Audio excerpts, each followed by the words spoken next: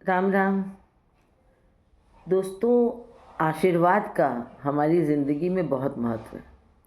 वो चाहे हमारे बड़ों का आशीर्वाद हो, हमारे ईश्वर का आशीर्वाद हो, और सबसे बढ़कर हमारे पूर्वज का आशीर्वाद हो, जो अब हमारे बीच में नहीं।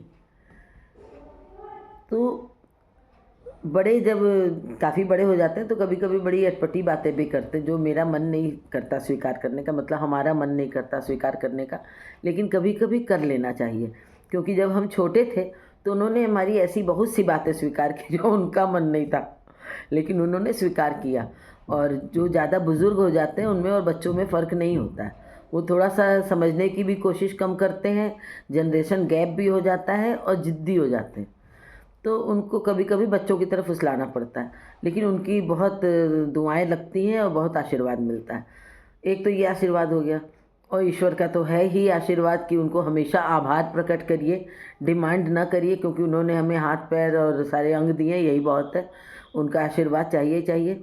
और जो सबसे बड़ा आशीर्वाद हमने कहा हमारे पूर्वजों का, हमारे एक बड़े दादाजी थे, उन्होंने एक बार एक बात कही थी, वो बहुत याद रखने वाली बात है कि आप एक बार को ईश्वर का न करो, वो आपका बुरा नहीं करेंगे, क्योंकि वो उसका कारण समझेंगे। उनके पास बहुत से भक्त हैं उनका करने के लिए।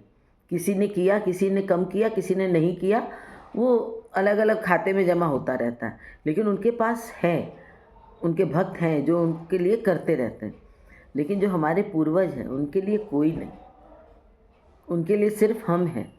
तो उनका ज़रूर करें, और ये बहुत बड़ी बात होती है। और हमने ये महसूस भी किया हुआ है कि आपके पास कम हो, आप कम में करें, लेकिन अगर आप उनका करते तो वो आपको 1 का 10 मिलता है। और दिल से करिए और ज़रूर करिए।